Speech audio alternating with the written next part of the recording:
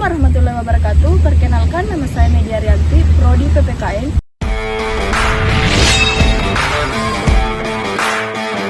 Di sini saya akan menjelaskan tentang hukum perjanjian. Baik saja, hukum perjanjian, landasan hubungan hukum antar politik. 1. Hukum perjanjian merupakan salah satu pilar penting dalam sistem hukum perdata. Ia mengatur hubungan hukum antara dua pihak atau lebih yang saling mengikatkan diri untuk melakukan atau tidak melakukan sesuatu. Perjanjian merupakan dasar bagi terjalinnya berbagai macam hubungan hukum dalam kehidupan sehari-hari, mulai dari transaksi jual beli sederhana sehingga kontrak bisnis yang kompleks. Definisi atau konsep dasar. 2. Perjanjian merupakan suatu persetujuan yang dibuat oleh dua pihak atau lebih dari dua pihak yang melahirkan kewajiban bagi para pihak. Para pihak yang membuatnya perjanjian juga dikenal dengan istilah kontrak yang merupakan perikatan yang memiliki konsekuensi hukum yang mengikat para pihak. Definisi atau konsep dasar. Kebebasan berkontrak. Setiap orang bebas untuk mengadakan perjanjian baik yang diatur dalam undang-undang maupun yang tidak.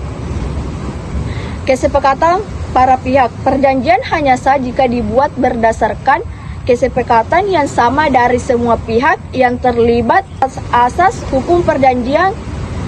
Kebebasan berkontrak. Setiap orang bebas untuk mengadakan perjanjian baik yang diatur dalam undang-undang maupun yang tidak diatur dalam undang-undang. Kedua, kesepakatan ini harus jelas, tidak ambigu dan mencangkup semua aspek penting dari perjanjian. Pihak-pihak yang membuat perjanjian harus memiliki kecakapan hukum, yaitu kemampuan untuk memahami dan menanggung akibat hukum dari perjanjian yang dibuat. Contoh, orang yang belum dewasa, orang yang mengalami gangguan jiwa, atau orang yang dinyatakan pelit tidak memiliki kecakapan hukum penuh. Syarat sah perjanjian. Agar perjanjian sah di mata hukum, terdapat 4 syarat yang harus dipenuhi, sebagaimana diatur dalam pasal 1320 KUHP Perdata. Kesepakatan perjanjian harus memiliki objek yang jelas dan pasti. Objek perjanjian dapat berupa benda, jasa, atau perbuatan.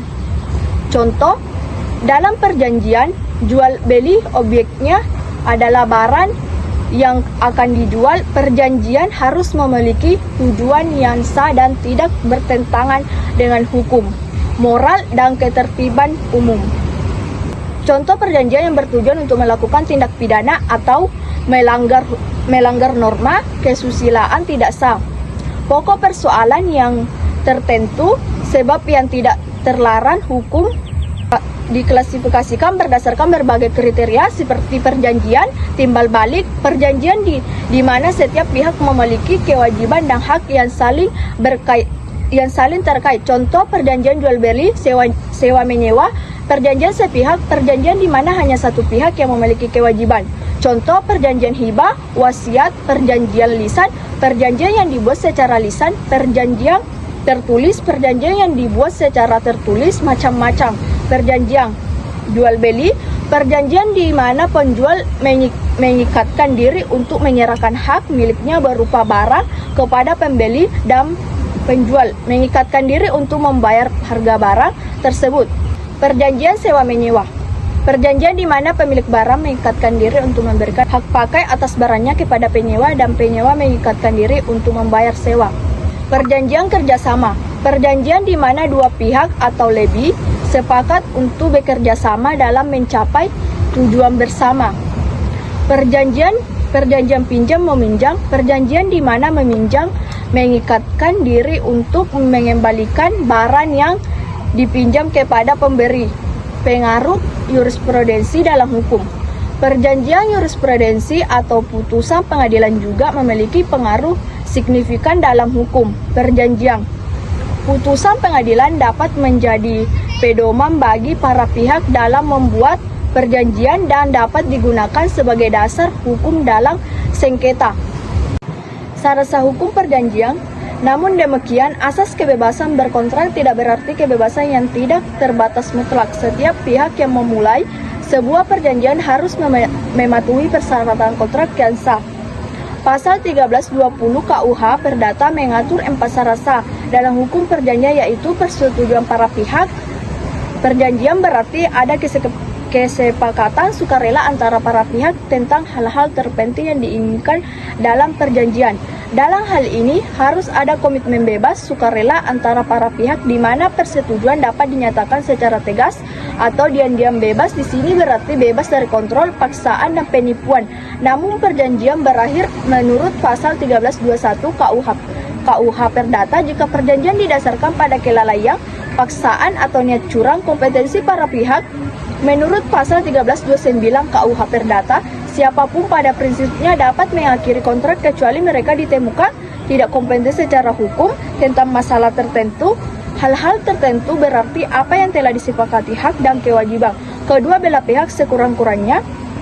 Jenis barang yang terkait dengan kontrak ditentukan, dan itu adalah barang yang dapat diperjualbelikan untuk alasan halal karena isi akad itu sendiri yang menggambarkan tujuan yang dicapai oleh para pihak adalah sah secara hukum. Isi perjanjian tidak melanggar hukum, kesusilaan, atau ketertiban umum. Kesepakatan kontrak mengandung arti bahwa kehendak para pihak yang membuat kesepakatan adalah konsisten, sehingga tidak boleh ada paksaan penguasaan dan penipuan dualim bedrock dalam pelaksanaan kesepakatan. Kecakapan hukum sebagai salah satu syarat sahnya suatu perjanjian mengandalkan bahwa para pihak dalam perjanjian itu harus dewasa, sehat jasmani, dan cakap hukum. Menurut pasal 1330 BW Junco pasal 47 Undang-Undang Nomor 1 Tahun 1974, seseorang yang sudah dewasa, yaitu dia berusia 18 tahun atau sudah menikah. Jika seseorang yang belum cukup umur ingin membuat perjanjian, dia atau walinya yang sah dapat mewakilinya. Sedangkan orang yang dinyatakan sehat jiwanya tidak dikenakan perwakilan menurut pasal 1330 dan pasal 433 BW. Penyandang disabilitas intelektual dapat diwakili oleh pengawas atau walinya. Sebaliknya, orang yang tidak dilarang oleh undang-undang berarti orang tersebut tidak valid dalam arti pasal 1330 BW Kitab Undang-Undang Kepalitan. Ada hal khusus yang terkait dengan subjek kontrak, yang berarti bahwa subjek kontrak harus jelas berbeda dan terukur. Sifat dan jumlahnya diperbolehkan oleh undang-undang dan dalam batas-batas para pihak. Alasan hukum berarti bahwa kontrak yang bersangkutan harus dibuat dengan itikat baik. Menurut pasal 1335 BW, kontrak yang dibuat tanpa alasan adalah tidak efektif. Dalam hal ini alasannya adalah tujuan akad kesepakatan para pihak yang yurisdiksi para pihak merupakan syarat sahnya kesepakatan subjektif. Jika tidak dipenuhi, akad dapat dibatalkan, yaitu selama para pihak tidak memutuskan kontrak, maka kontrak tersebut sah. Hal tertentu dengan alasan hal merupakan syarat sahnya suatu kontrak substantif. Jika tidak dipenuhi, maka akad batal, yaitu dianggap sejak semula tidak pernah ada akad. Kenyataannya banyak kontrak yang tidak memenuhi syarat sahnya. Kontrak secara umum, misalnya unsur kontraksi, dilaksanakan dengan cara yang berbeda dengan kehendak yang pihak dalam kontrak saat itu dibuat. Kontrak-kontrak yang isinya hanya kehendak pihak lain, perjanjian semacam itu disebut perjanjian baku. Baik, itulah materi yang saya sampaikan. Sekian dan terima kasih. Assalamualaikum warahmatullahi wabarakatuh.